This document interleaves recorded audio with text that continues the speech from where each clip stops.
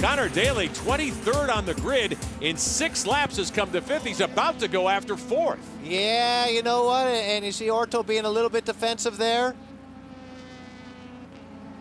which you can't blame him for being. I mean, every position counts here. So what Connor's got to do is try to draw him out of position. I don't know whether he got a good enough run off that last corner. Getting indications from race control that they are watching the 18 of Orto. There may be a penalty coming for blocking Daly. Well, he's making it difficult. You can't give the guy the move, but right now I don't know whether Connor's going to be able to make that move. Daly alongside Orto. This is for 4th. Oh, that was the huge. outside. Oh, Daly keeps his foot in it. He's got the preferred line, and Connor Daly on the Forsyth Index 22 picks off 4th position. He's got a little extra incentive here. Former Champ Car team owner Jerry Forsyth, who fielded Paul Tracy's cars for many years, here today watching Daly. He's been sponsoring Connor the last couple of years with his Index. You know what? That was one of the best, if not best, passes of the season. Watch this. On the outside, holding him tight. Look at that car dancing. Watch his hands in the steering wheel here now in this next left-hander. There's a catch. There's a catch. There's a catch. Oh, God, just lovely.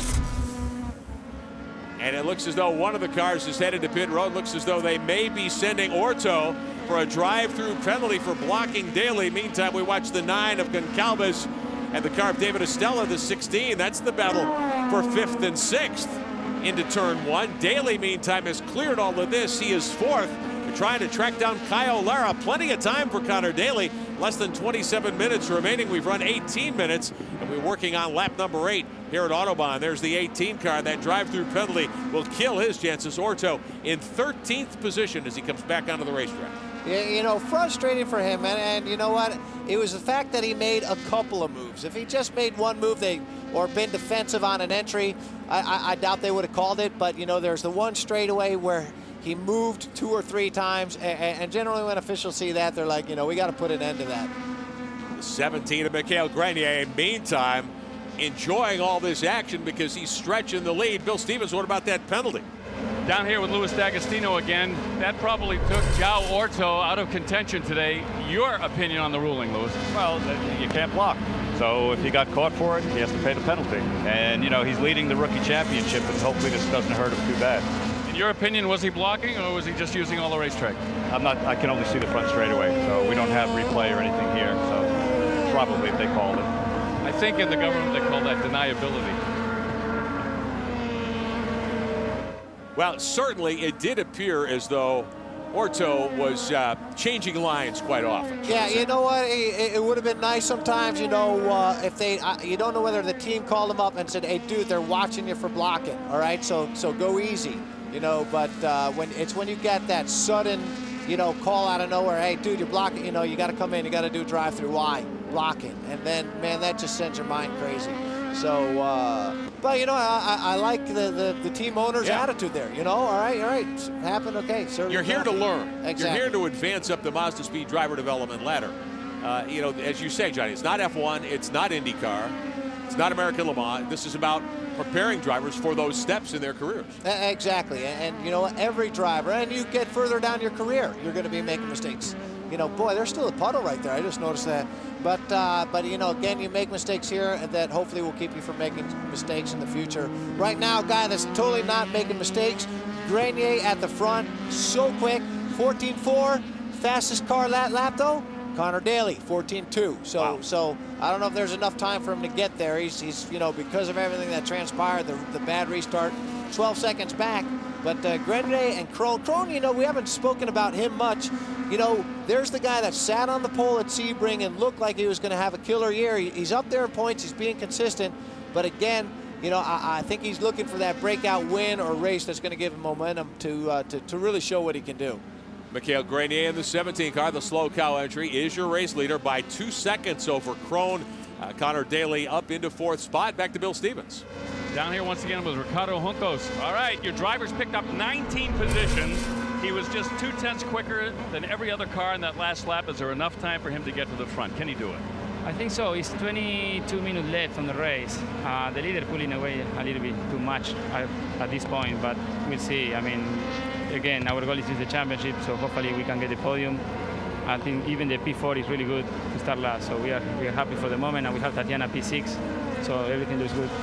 And Mitchell, unfortunately, he coming, we blew up the engine on qualifying. So, but he's making it up now. The lap time is good, so hopefully it's a good result for the day.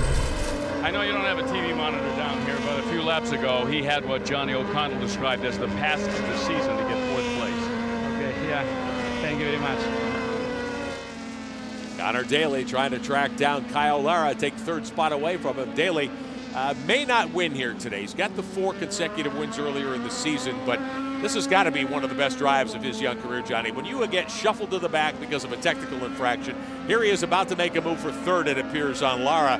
That's a fantastic day. Oh, no, again, as a race car driver, a young race car driver, you want to win every single race. You're not gonna.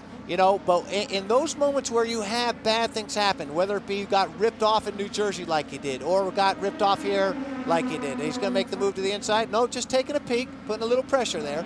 Okay, those are learning moments. And you know what? You do not have to win the race to have a career advancing race. And right now, Connor's having a career advancing race. That move that he made on the outside, brilliant. Those are the things that people are going to talk about. But just the fact, having a good run, working it to the front, not wrecking his stuff when other guys are, those are the things that, future champions and championship, do possess. So Racecraft. Oh, yeah, racecraft. And again, he's got his, some very important people for him here. So, that's when you want to perform at your best, when you need to. And he's doing a great job. His team owner is definitely going to, owe him a lobster dinner, after this race, because it was the team owner that sent him to the bag. All right, the 19 of Lara running in 3rd, a little further back. Some action in this event. Battling for position, the 61 car. The 91, I believe that's Ashley Freiberg. At Nick Andres in the 81. This is for 7th and 8th. And Ashley Freiberg, we haven't talked much about her today, in 7th spot, doing a great job. Nick Andres in the 81. Ashley Freiberg in a one-off ride. Young lady from the Chicagoland area here, the Team GDT car. She knows this racetrack quite well. She's done an outstanding job here. Oh, no, she really has. And, again, I think she's won a Skip Barber, Formula Ford National Championship. And, but another girl that we need to mention is Tatiana. Again, running very strong. She's moved herself up into 6th. Doing an awesome job. As we watch Daly trying to track down Lara for 3rd. We got a glimpse of Tatiana Calderon a few moments ago in that 25 car, one of the other Juncos machines. There she is. 6th is a great day for her, I would say. Well, and lap times that are good. She's, a little less than a second off the pace of what Connor's doing, although Connor, goodness, threw down a 13.7. That's over a second faster than Grenier. So, Connor Daly obviously has got the bit between his teeth, but, getting around Lara, not going to be an easy task.